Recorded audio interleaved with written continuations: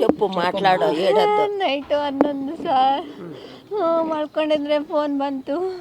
ನಮ್ಮವ್ರ ಯಾವಾಗ ನೈಟು 10 ಮೇಲೆ ಫೋನ್ ಬಂದರೆ ನನಗೆ ಗಾಬರಿ ಆಗ್ತದೆ. ನಮ್ಮನ ಅಷ್ಟಲಾಗಿದ್ದಾನಲ್ಲ. ನಿನ್ನೆ DSP ಸರ್ ಅಳಿಯ ತೀರ್ಕೊಂಡಿದ್ದಾನೆ ಆಂಧ್ರದಾಗ ಅಂದರೆ ಅವ್ರ ಫೋನ್ ಬಂದಿರ್ತತ್ತಳ ಅಂದ್ಕೊಂಡ್ರೆ ನಮ್ಮತ್ತು ಬಂದು ಶೆಟ್ ಮಾಡಿಸ್ಕೊಂಡಿದ್ರೆ ಏನಂತ ಕೇಳಿದ್ರೆ ಏಮಂತ ಸೀರಿಯಸ್ ಅಂದರೆ ಏನು ಎಲ್ಲಿ ಪ್ರಾಬ್ಲಮ್ ಏನಂತ ನಾನು ಬರ್ತೀನಿ ಅಂದರೆ ಮಧ್ಯದಾಗ ದಾರಿನಾಗ ಯಾರೋ ಫ್ರೆಂಡ್ ಅಂತ ಹೇಳಿದ್ರೆ ಅಮ್ಮ ಅಂದರೆ ಹೆಂಗೆ ಯಾವಾಗ ಫೋನ್ ಮಾಡಿ ಮಾತಾಡಿದ್ರು ಹೇಮಂತ್ ನಿಮ್ಮ ಜೊತೆ? ಬುಧವಾರ ಫೀಸ್ ಇನ್ನೂ 5000 ಐತೆ, ಅದು ಮುಗಿಸಿ ಎಕ್ಸಾಮ್ ಬರೆಸ್ತಾರಂದರೆ ಅವಾಗ ಯಾರಪ್ಪಂತ ಫೋನ್ಪೇ ಹಾಕಿಸ್ಬಿಟ್ಟು ಬುಧವಾರ ಲಾಸ್ಟ್ ಸರ್. ಹೆಂಗಿದಮ್ಮ ಓದೋದ್ರಲ್ಲೆಲ್ಲ? ಮಾಮೂಲು ಸರ್, ನನಗಿಷ್ಟ ಇಲ್ಲ ಅಲ್ಲಿ ఓదక్క. మీరు డబ్బులు వేస్ట్ చేస్తారు అంత తెలుగు.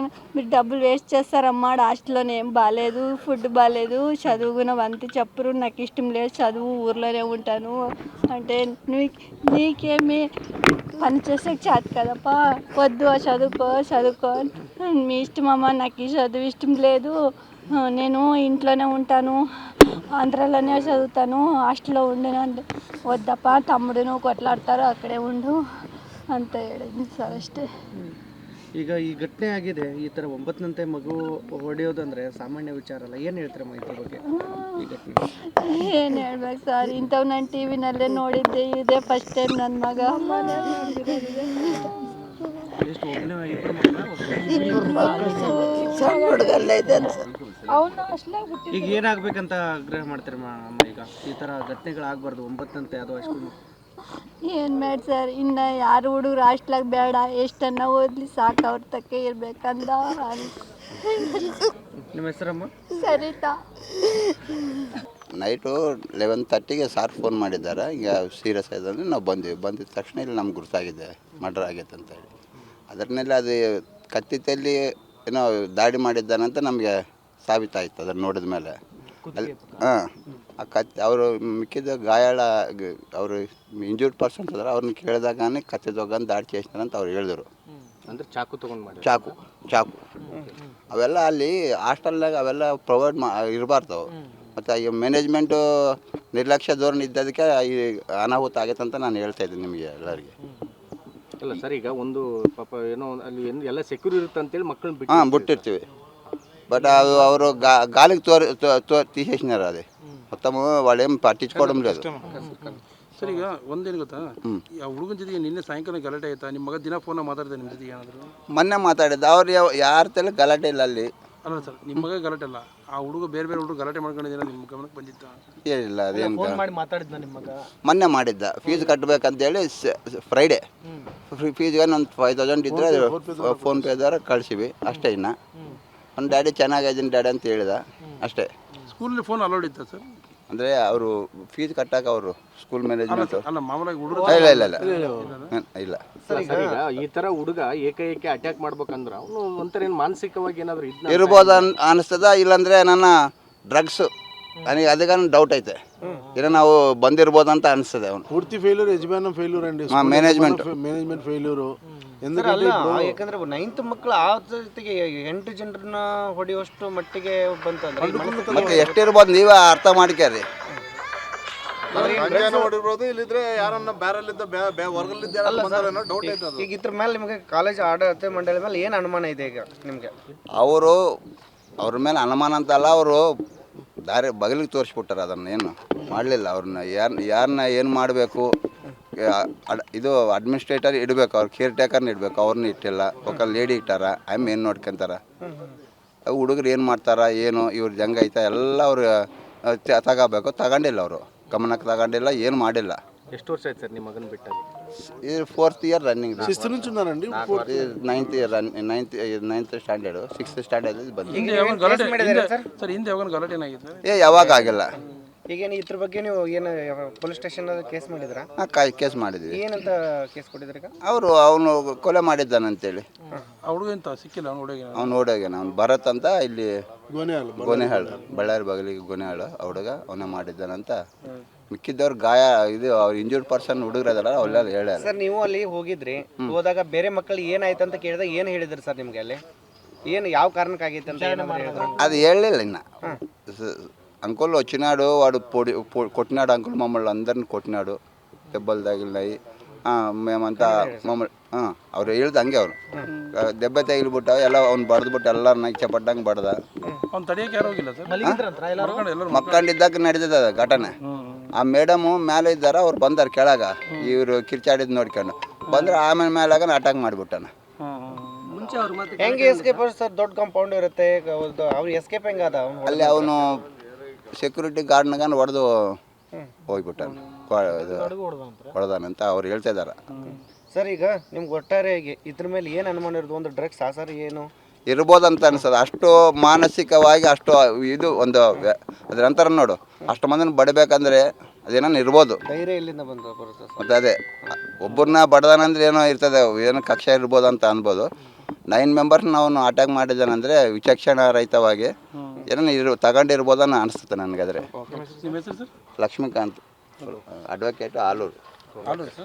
ಕ್ರೂಸ್ಪೇಟ್ ಪೊಲೀಸ್ ಸ್ಟೇಷನ್ನಲ್ಲಿ ದಿನಾಂಕ 8/3/2026 ಒಂದು ವರದಿ ಆಧಾರದ ಮೇಲೆ ಪ್ರಕರಣವನ್ನು 36/26 ಅಂದರೆ 36/2026 ಕ್ರಮ ಸಂಖ್ಯೆಯಲ್ಲಿ ಒಂದು FIR-ಅನ್ನು ಕ್ರೂಸ್ಪೇಟ್ ಪೊಲೀಸ್ ಸ್ಟೇಷನಲ್ಲಿ ರಿಜಿಸ್ಟರ್ ಮಾಡಿರುವಂಥದ್ದಿದೆ. ಅದರಲ್ಲಿ ದೂರಿನಲ್ಲಿ ಬಂದಿರೋ ಮಾಹಿತಿ ಮೇರೆಗೆ ಕ್ರಮವಾಗಿ 103 ಸಬ್ ಕ್ಲಾಸ್ 1, 109, 118 ಸಬ್ ಕ್ಲಾಸ್ 1, 118 ಸಬ್ ಕ್ಲಾಸ್ 2 ಹಾಗೂ 125 BNS ಸೆಕ್ಷನ್ ಅಡಿಯಲ್ಲಿ ಈ ಪ್ರಕರಣವನ್ನು ದಾಖಲಿಸಲಾಗಿದೆ.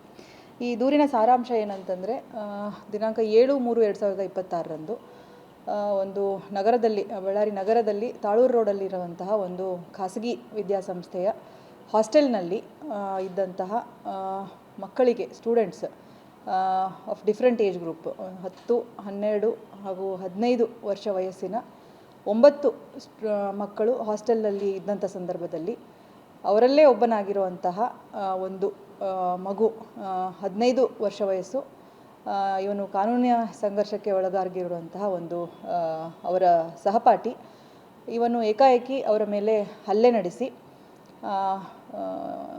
ಒಂದು ರಾಡ್ ಹಾಗೂ ಒಂದು ಶಾರ್ಪ್ ಒಂದು ವೆಪನನ್ನು ಯೂಸ್ ಮಾಡಿಕೊಂಡು ಮಕ್ಕಳ ಮೇಲೆ ಏಕಾಏಕಿ ಹಲ್ಲೆ ನಡೆಸಿ ಸುಮಾರು ಮಕ್ಕಳಿಗೆ ವೇರಿಯಸ್ ಟೈಪ್ಸ್ ಆಫ್ ಇಂಜುರೀಸ್, ನಾವೇನು ಹೇಳ್ತೇವೆ ಸಿಂಪಲ್ ಇಂಜುರಿ, ಹಾಗೆ ಗ್ರೀವಸ್ ಇಂಜುರಿ, ಹಾಗೆ ಒಂದು ಮಗುಗೆ ಫೇಟಲ್ ಇಂಜುರಿ ಆಗಿಬಿಟ್ಟು ಒಂದು ಮಗು ಮೃತಪಟ್ಟಿರುವಂಥದ್ದು ನಮಗೆ ಈ ಘಟನೆಯಲ್ಲಿ ನಡೆದಿರುವಂಥದ್ದು.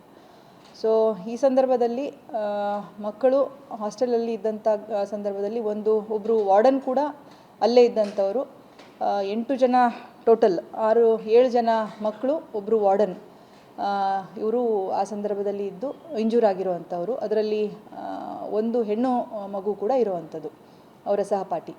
ಸೊ ಎಲ್ಲರೂ ಇದ್ದಂತಹ ಈ ಒಂದು ಹಾಸ್ಟೆಲ್ನಲ್ಲಿ ಈ ಪ್ರಕರಣ ನಿನ್ನೆ ರಾತ್ರಿ, ತಡರಾತ್ರಿ ಸುಮಾರು 10 ಗಂಟೆಯಿಂದ 11 ಗಂಟೆ ಮಧ್ಯದಲ್ಲಿ ನಡೆದಿರುವಂಥದ್ದು. ಹಿನ್ನೆಲೆ ಇದ್ರದ್ದು ಏನಂತಂದರೆ, ಮಗುವಿನ ಬಗ್ಗೆ ನಾವು ಈಗಾಗಲೇ ವಿಚಾರಣೆ ಮಾಡ್ತಾ ಇರುವಂಥದ್ದಿದೆ.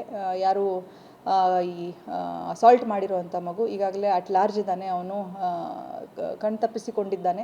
ಸೊ ಅವನನ್ನು ಪತ್ತೆ ಹಚ್ಚುವ ಬಗ್ಗೆ ಪೊಲೀಸ್ ಡಿಪಾರ್ಟ್ಮೆಂಟ್ ಕಡೆಯಿಂದ ಸುಮಾರು ಎಫರ್ಟ್ಸ್ ನಡೀತಾ ಇದೆ.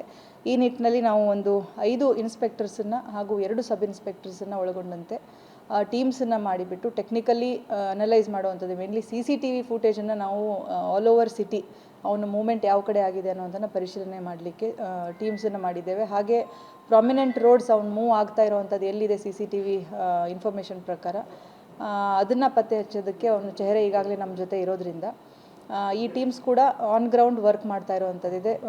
ಇದು ಬಸ್ ಸ್ಟ್ಯಾಂಡ್, ಹಾಗೆ ನಮ್ಮ ರೈಲ್ವೆ ಸ್ಟೇಷನ್ನು, ಹಾಸ್ಪಿಟಲ್ಸು, ಮತ್ತು ಬೇರೆ ಪ್ಲೇಸಸ್ ಅಂದರೆ ಐಸೋಲೇಟೆಡ್ ಹೌಸಸ್ ಇರ್ಬೋದು ಅಥವಾ ಲೇಔಟ್ಗಳಿದೆ, ಅಲ್ಲಿ ಎಲ್ಲಾದರೂ ಅವನು ಹೋಗಿರುವಂಥ ಸಂದರ್ಭಗಳಿರುವಂಥ ಒಂದು ಅನುಮಾನ ಇದ್ದಿದ್ದರಿಂದ ಎಲ್ಲ ಕಡೆ ನಮ್ಮ ಅಧಿಕಾರಿ ಸಿಬ್ಬಂದಿಗಳು ಆ್ಯಸ್ ಟೀಮ್ಸು ಆಪ್ರೇಟ್ ಮಾಡ್ತಾ ಇದ್ದಾರೆ. ಈ ಪತ್ತೆ ಹಚ್ಚೋದ್ರ ಬಗ್ಗೆ, ಈ ಮಗುವನ್ನು ಪತ್ತೆ ಹಚ್ಚೋದ್ರ ಬಗ್ಗೆ ನಾವು ಆದಷ್ಟು ಬೇಗ ಒಂದು ಕ್ರಮ ತಗೊಳ್ತೇವೆ. ಹಾಗೆ ಇಂಜೂರ್ ಆಗಿರುವಂತಹ ಮಕ್ಕಳಲ್ಲಿ most of them are out of danger. ಒಂದು ಮಗುಗೆ ಗ್ರೀವಸ್ ಇಂಜುರಿ ಆಗಿರುವಂಥದ್ದಿದೆ. ಸೊ ಅದು ಅಂಡರ್ ಇಂಟೆನ್ಸಿವ್ ಕೇರ್ ಯೂನಿಟ್ ಅವರು ವಾಚ್ ಮಾಡ್ತಾ ಇರುವಂಥದ್ದಿದೆ. ಈ ಈ ಪ್ರಕರಣದಲ್ಲಿ ಮೃತಪಟ್ಟಿರುವಂತಹ ಬಾಲಕನ ತಂದೆ ಕಡೆಯಿಂದ ನಾವು ಒಂದು ಕಂಪ್ಲೇಂಟ್ ತಗೊಂಡು ಪ್ರಕರಣವನ್ನು ದಾಖಲಿಸಿರುವಂಥದ್ದು. ಅವರು ಈ ಆರೋಪಿತ ಅಥವಾ ಕಾನೂನಿನ ಸಂಘರ್ಷಕ್ಕೆ ಒಳಗಾದಂಥ ಮಗುವಿನ ಜೊತೆಗೆ ಶಾಲಾ ಆಡಳಿತ ಮಂಡಳಿ ಮೇಲೆ ಕೂಡ ಅವರು ಅವರ ಕಡೆಯಿಂದ ಕೆಲವು ನೆಗ್ಲಿಜೆನ್ಸ್ ಆ್ಯಕ್ಟ್ಸ್ ಆಗಿದೆ ಅನ್ನುವಂಥದ್ದನ್ನು ಅವ್ರನ್ನ ಮಕ್ಕಳ ಮೇಲೆ ನಿಗಾ ವಹಿಸೋದ್ರ ಬಗ್ಗೆ ಅವರು ಕೆಲವು ನೆಗ್ಲಿಜೆನ್ಸ್ ತೋರಿಸಿದ್ದಾರೆ ಅನ್ನುವಂಥ ಒಂದು ಆರೋಪವನ್ನು ಮಾಡಿ ಅವರ ವರದಿಯಲ್ಲಿ ಅವರ ದೂರಿನಲ್ಲಿ ದಾಖಲು ಮಾಡಿರೋದ್ರಿಂದ ನಾವು FIR ಅಲ್ಲಿ ಮಗು ಹಾಗೂ ಶಾಲಾ ಆಡಳಿತ ಮಂಡಳಿಯನ್ನು ಕೂಡ ನಾವು ಆರೋಪಿತರನ್ನಾಗಿ ಮಾಡಿದ್ದೇವೆ. ಸೊ ಮುಂದಿನ ಏನಾದರೂ ಮಗುವನ್ನು ಪತ್ತೆ ಹಚ್ಚಿದ್ದು ಮಾಹಿತಿ ಬಂದಲ್ಲಿ ತಿಳಿಸಲಾಗ್ತದೆ. Thank you. ಈ ಘಟನೆ ಆದಮೇಲೆ ಸಾಕಷ್ಟು ಪೇರೆಂಟ್ಸ್ಗಳಿಗೆ ಭಯ ಆಗ್ತಾ ಇದೆ. ನಮ್ಮ ಮಕ್ಕಳನ್ನ ಯಾವ ರೀತಿ ಹಾಸ್ಟೆಲ್ ಓದಿಸ್ಬೇಕು ಅಂತ ಈ ರೀತಿ ಭಯ ಆಗಿದೆ. ನೀವು ಏನು ಹೇಳಿ? ಟೋಟಲ್ ಇದ್ದವರು 9 ಜನ ಮಕ್ಕಳು. 9ರಲ್ಲಿ ಒಬ್ಬನಿಗೆ ಇಂಜುರಿ ಆಗಿಲ್ಲ, 8 ಜನರಿಗೆ ಆಗಿರುವಂಥದ್ದು. 8 ಜನರಲ್ಲಿ ಒಂದು ಮಗು ಡೆತ್ ಆಗಿದೆ, ಪ್ಲಸ್ ಒಬ್ಬರು ವಾರ್ಡನ್. ಸೊ ಇಷ್ಟು ಜನ.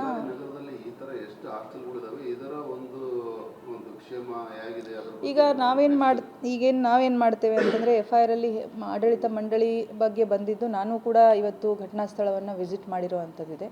ಅಲ್ಲಿ CC ಕ್ಯಾಮೆರಾಸ್ ಇನ್ಸ್ಟಾಲ್ ಮಾಡಿದ್ದಾರೆ, ಬಟ್ ಯಾವುದೂ ಫಂಕ್ಷನಿಂಗ್ ಇಲ್ಲ.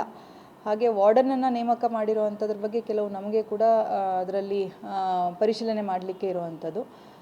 ಮತ್ತು ಮಕ್ಕಳ ಸಂಖ್ಯೆ ಎಷ್ಟಿತ್ತು ಅಲ್ಲಿ ಅನ್ನುವಂಥದ್ದನ್ನು ಕೂಡ ನಾವು ಪರಿಶೀಲನೆ ಮಾಡಬೇಕಾಗಿದೆ. ವಾರ್ಡನ್ನ ನೇಮಕ ಮಾಡೋದು ಮತ್ತು ಹಾಸ್ಟೆಲ್ ನಡೆಸಲಿಕ್ಕೆ ಅವರಿಗೆ ಸರಿಯಾದ ಅಪ್ರೂವಲ್ ಅಥವಾ ಲೈಸೆನ್ಸಸ್ ಇತ್ತಾ ಅನ್ನುವಂಥದ್ದು ರೆಸಿಡೆನ್ಷಿಯಲ್ಗೆ ಅನ್ನುವಂಥದ್ದನ್ನು ಕೂಡ ನಾವು ಪರಿಶೀಲನೆ ಮಾಡ್ತೇವೆ. ಈ ನಿಟ್ಟಿನಲ್ಲಿ ನಾವು ಎಜುಕೇಷನ್ ಡಿಪಾರ್ಟ್ಮೆಂಟ್ಗೆ ರಿಕ್ವೈರ್ಡ್ ಡಾಕ್ಯುಮೆಂಟ್ಸನ್ನು ನಾವು ಈ ಕೂಡಲೇ ಕೇಳ್ತೇವೆ. ಹಾಗೆ ಸ್ಕೂಲ್ ಕಡೆಯಿಂದ ಕೂಡ ನಾವು ಕೆಲವೊಂದು ಡಾಕ್ಯುಮೆಂಟ್ಸ್ ಅವರ ಶಾಲೆಯನ್ನು ರನ್ ಮಾಡ್ತಾ ಇರೋದ್ರ ಬಗ್ಗೆ ಪರಿಶೀಲನೆಗಾಗಿ ಪಡೆದುಕೊಳ್ತೇವೆ.